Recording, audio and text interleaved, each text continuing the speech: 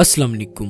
हमारे जिस्म का मेन ऑर्गन यानी कि हार्ट हमारी पूरी बॉडी में ब्लड सप्लाई करता है और हमारी बॉडी की फंक्शनिंग में बहुत अहमियत का हामिल है। मसल से बना हुआ ये ऑर्गन यानी कि हार्ट बहुत सी कोरोनरी आर्टरीज पर मुश्तमिल होता है। कोरोनरी आर्टरीज उन आर्टरीज को कहते हैं जो हमारे हार्ट के मसल्स को ब्लड सप्लाई करती हैं।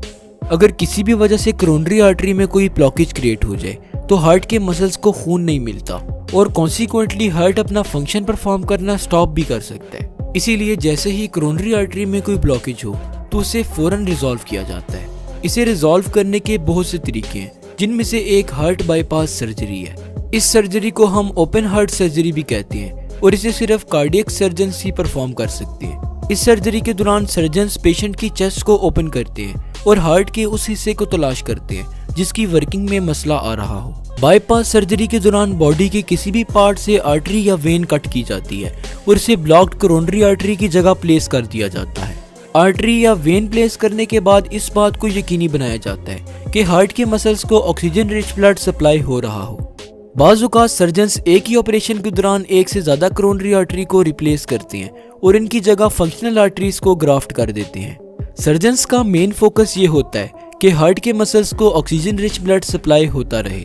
बाईपास ऑपरेशन के बाद पेशेंट को जनरल एनेस्थीसिया दी जाती है। जनरल एनेस्थीसिया एक ड्रग है जिसे इंट्रावेनियसली पेशेंट की बॉडी में इंसर्ट कर दिया जाता है। इस ड्रग की वजह से पेशेंट की बॉडी अनकॉन्शियस कंडीशन में रहती है और इसे पेन का एहसास नहीं होता।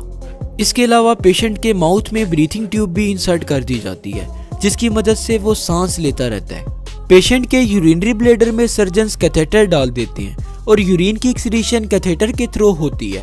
कैथेटर एक ट्यूब को कहते हैं जो आमतौर पर यूरिनरी ब्लैडर में इंसर्ट की जाती है ताकि यूरिन की एक्सक्रीशन इस ट्यूब के थ्रू हो सके। कोरोनरी आर्टरी बाईपास सर्जरी का प्रोसेस आमतौर पर सर्जन्स 3 से 6 घंटों में मुकम्मल करते हैं। इस प्रोसेस के दौरान सर्जन्स पेशेंट की ब्रेस्ट बोन के ऊपर प्रेजेंट स्किन में एक कट लगाते हैं। कट लगाने के बाद सर्जन्स रिब केज को खोलते हैं ताकि हार्ट को ऑपरेट कर सके। बाईपास सर्जरी के दौरान सर्जन सर्कुलेटरी सिस्टम को हार्ट लंग मशीन के साथ कनेक्ट कर देते हैं। इस मशीन की वजह से हार्ट का फंक्शन कुछ देर के लिए स्टॉप हो जाता है और सर्जन्स आर्टरीज या वेन्स का ग्राफ्ट ब्लॉक्ड कोरोनरी आर्टरी की जगह प्लेस कर देते हैं। ग्राफ्ट के तौर पर जो आर्टरीज यूज की जाती हैं उनमें चेस्ट में प्रेजेंट थोरैसिक आर्टरी और लेग में प्रेजेंट स्फेनस वेन शामिल है। सर्जन्स इन ग्राफ्ट आर्टरीज या वेन्स को ब्लॉक्ड कोरोनरी आर्टरी की जगह सीव कर देते हैं। ग्राफ्ट आर्टरी को सिक्योरली प्लेस करने के बाद सर्जन्स हार्ट को इलेक्ट्रिकल सिग्नल प्रोवाइड करते हैं ताकि हार्ट बीट को रिस्टोर किया जा सके। इसके अलावा सर्जन्स हार्ट के साथ आर्टिफिशियल पेसमेकर भी कनेक्ट कर देते हैं ताकि हार्ट की इलेक्ट्रिकल एक्टिविटी नॉर्मल तरीके से परफॉर्म हो सके। ऑपरेशन कंप्लीट हो जाने के बाद हार्ट लंग मशीन और आर्टिफिशियल पेसमेकर को डिस्कनेक्ट कर दिया जाता है। सर्जन्स रिब केज को क्लोज करते हैं और साथ ही स्किन में लगाए गए कट को भी सीव कर देते हैं। सर्जरी के फौरन बाद पेशेंट को इंटेंसिव केयर यूनिट यानी कि आईसीयू में शिफ्ट कर दिया जाता है। सर्जरी के बाद कुछ वीक्स तक हार्ट की एक्टिविटी को प्रॉपरली मॉनिटर किया जाता है ताकि अगर किसी भी किस्म का डिफॉल्ट आए तो इसे फौरन से ही डिटेक्ट कर लिया जाए। जब पेशेंट अपने तौर पर सांस लेने के काबिल हो जाए तो इसके माउथ से ब्रीथिंग ट्यूब को हटा दिया जाता है और ब्रीथिंग ट्यूब की जगह ऑक्सीजन मास्क लगा दिया जाता है। कैथेटर जिसे ऑपरेशन से पहले यूरिनरी ब्लैडर में लगाया गया था उसे भी ऑपरेशन के 3 से 4 दिन बाद निकाल दिया जाता है। अब हम कुछ ऐसी कॉम्प्लिकेशंस को डिस्कस करेंगे जो ओपन हार्ट सर्जरी को सक्सेसफुल होने से रोकती हैं।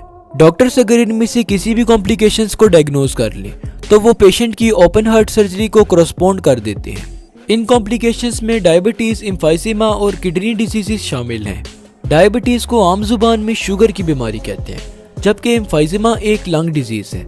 ओपन हार्ट सर्जरी के बाद पेशेंट को जिन चीज़ों का रिस्क होता है उनमें bleeding, blood clot, chest pain, infection, heart attack और किडनी फेलियर वगैरह शामिल है। ओपन हार्ट सर्जरी से पहले जिन टेस्ट को किया जाता है उनमें blood test, chest X-ray, electrocardiograph और एंजियोग्राम वगैरह शामिल हैं।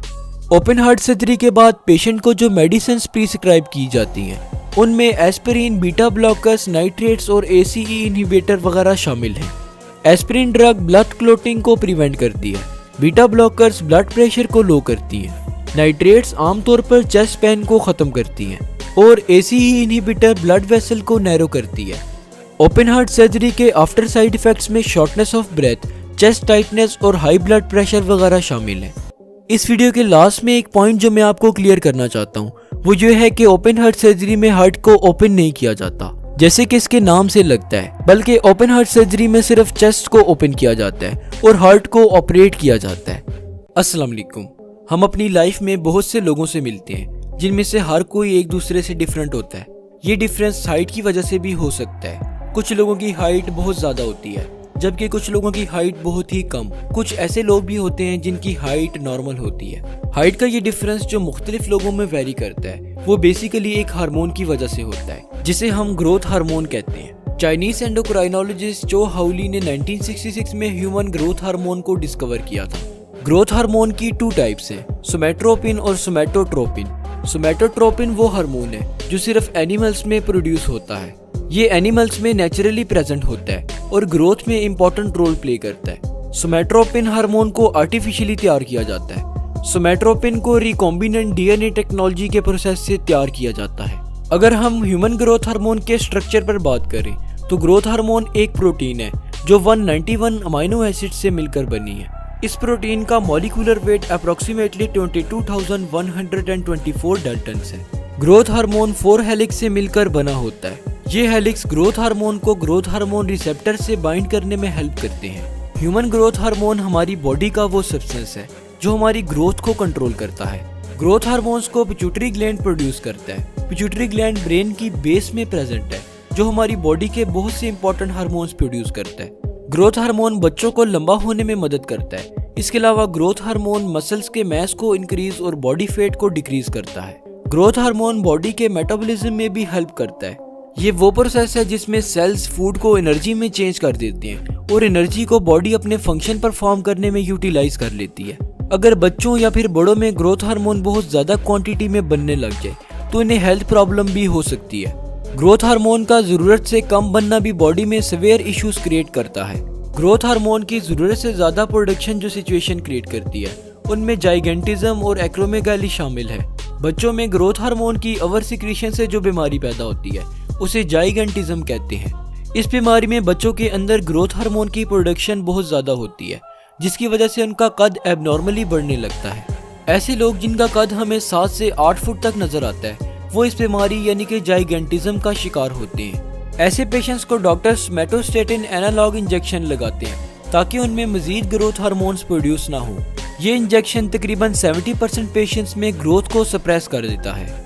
इसके अलावा कुछ पेशेंट्स को डॉक्टर डिफरेंट टाइप्स के ड्रग्स भी प्रिस्क्राइब करते हैं। एडल्ट्स में ग्रोथ हार्मोन की ओवर सिक्रीशन जो डिजीज प्रोड्यूस करती है उसे एक्रोमेगली कहते हैं। इस बीमारी के दौरान बोन्स हाइट में इंक्रीज नहीं होती बल्कि बोन्स की थिकनेस बढ़ती रहती है जिसके नतीजे में पेशेंट के हाथ पांव और स्कल की हड्डियां एबनॉर्मली थिक नजर आती हैं। एक्रोमेगली की ट्रीटमेंट में रेडिएशन थेरेपी वगैरह शामिल है।